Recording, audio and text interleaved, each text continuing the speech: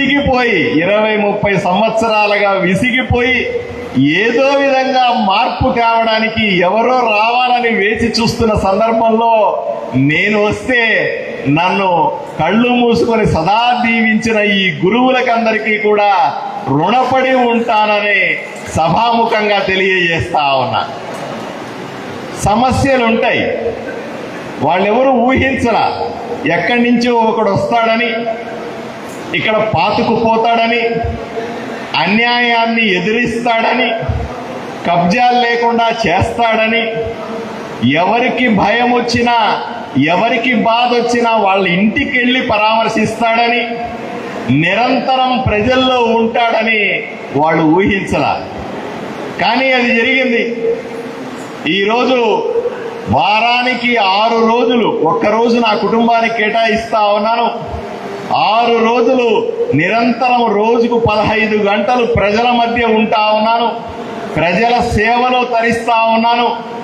సేవ చేయడం తప్ప ఇంకేమీ నా జన్మకు అవసరం లేదని ప్రజా జీవితంలో ఉన్నటువంటి వ్యక్తిని నేను. ఎవరు నన్ను బెదిరించలేరు, ఎవరు నన్ను భయపెట్టలేరు, ఎవరు నా ఆత్మస్థైర్యాన్ని దెబ్బతీయలేరు. రకరకాల ప్రయత్నాలు చేస్తా ఉన్నారు, రకరకాల వదంతులు సృష్టిస్తా ఉన్నారు, రకరకాలుగా మాట్లాడుతూ ఉన్నారు, ఆరోపణలు చేస్తే పారిపోతామనుకుంటా ఉన్నారు, బురద జల్లితే భయపడిపోతామనుకుంటా ఉన్నారు, భయపెడితే భయపడతామంటామనుకుంటున్నారు, ఇంకోటి ఏదో చేస్తే రాజకీయాలు వదిలిపెడతామనుకుంటున్నారు. ఒకటే మీ ద్వారా స్పష్టంగా చెప్తా ఉన్నాను, ప్రజల ఆశీస్సులు నాతో మెండుగా ఉన్నాయి. ప్రజల ఆశీర్వాదం ఉన్నంత వరకు కూడా ఇక్కడే ఉంటాను. రాబోయే 25 ఏళ్ళు ఎమ్మెల్యేగా కొనసాగుతాను. నా లక్ష్యం ఏదైతే ఉందో ఆదోనిని అందమైన నగరంగా తీర్చిదిద్దాలని, కర్నూలు జిల్లా వెనుకబడిన ప్రాంతాన్ని అభివృద్ధి చేసి ప్రపంచానికి చూపించాలనే లక్ష్యంతో ఏ విధంగా అయితే నేను ఎమ్మెల్యే అయినానో ఆ లక్ష్యాన్ని నెరవేర్చి మీ అందరికీ కానుకగా ఇస్తానని సభాముఖంగా తెలియజేసుకుంటా ఉన్నాను. ఎవ్వరూ కూడా ఇబ్బంది పడవద్దని, ఎక్కడ సమస్య ఉంటే నేను అక్కడ ఉంటానని మీకు హామీ ఇస్తూ, రాబోయే రోజుల్లో నేను టీచర్ కుటుంబం నుంచి వచ్చాను. ఏ టీచర్కి కష్టం వచ్చినా ఒప్పుకోను. ఎవరికి ఇబ్బంది వచ్చినా, మీకు ఉద్యోగంలో కానీ వ్యక్తిగత జీవితంలో కానీ మీ ఆస్తుపాస్తుల సమస్యలు ఏదన్నా వచ్చినా సరే, ఏ కష్టం వచ్చినా సరే మీ కుటుంబ సభ్యుడిగా నన్ను తీసుకోవాలని మనస్ఫూర్తిగా కోరుకుంటూ గురువులకందరికీ ఒకసారి వందనాలు తెలుపుకుంటూ సెలవు తీసుకుంటాను. ధన్యవాదాలు.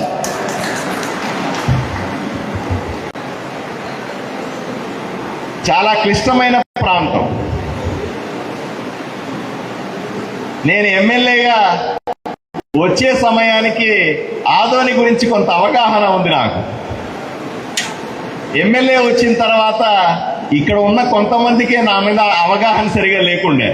పాపం వీడేదో డాక్టరు, ఏదో టీచర్ కొడుకు అంటున్నాడు, సున్నితంగా పెరిగి ఉంటాడు, వీడి వల్ల ఏమవుతుంది, మనం ఎట్లా చెబితే అట్లా ఉంటాడు అనుకొని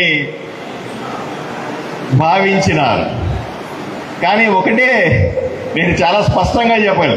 నేను ఎలక్షన్లు వచ్చినప్పుడు మీరందరూ చూశారు, ఈ ప్రజలు, ఆదోనిలో ఉన్న ప్రజలు నాకు 100కు 100% మద్దతునిచ్చి ఎమ్మెల్యే చేశారు. నేను ఎక్కడి నుంచి వచ్చానో తెలియకున్నా,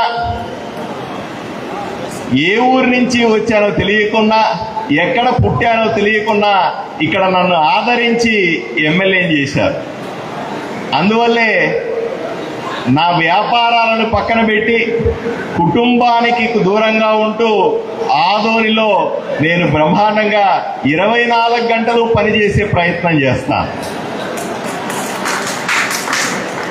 అప్పుడు కూడా చెప్పాను నేను, చాలామంది అన్నారు ఈయన సాఫ్ట్గా ఉంటాడేమో డాక్టర్ కదా, వాళ్ళ నాన్న టీచర్ కదా, భయంతో ఉంటాడేమో, కుటుంబ నేపథ్యం డిఫరెంట్గా ఉంది కదా, మాలాగా కరుడుగట్టిన రాజకీయ నాయకుడు కాదు కదా, మేము ఎట్లన్నా ఆడించగలుగుతామేమో అని అనుకున్నారు. ఆ రోజు చెప్పాను, ఈ రోజు చెప్తా ఉన్నాను. మీకు అర్థం కానిది ఒకటే, నేను క్రమశిక్షణ కలిగినటువంటి భారతీయ జనతా పార్టీ కార్యకర్తను, శిక్షణ పొందినటువంటి కార్యకర్తను. ఎక్కడ మా నాన్న టీచర్ నరసింహులు గారు, మా నాన్న పేరు నరసింహులు, టీచర్గా ఉండి లెక్చరర్గా రిటైర్డ్ అయినాడు. లెక్చరర్ నరసింహులు నాకు ఏ రోజు శరీరంలో భయాన్ని నింపలా. లెక్చరర్ నరసింహులు ఎప్పుడు ఒకే మాట చెప్పేవాడు, ఎవరికీ భయపడాల్సిన అవసరం లేదు, నువ్వు కరెక్ట్గా ఉంటే అని చెప్పేవాడు. ఎవరికీ భయపడాల్సిన అవసరం లేదు, నువ్వు ఈ రకంగా పని చేసుకుపోతే అని చెప్పినాడు. ఆయన మాటలే నాకు శిరోధార్యం.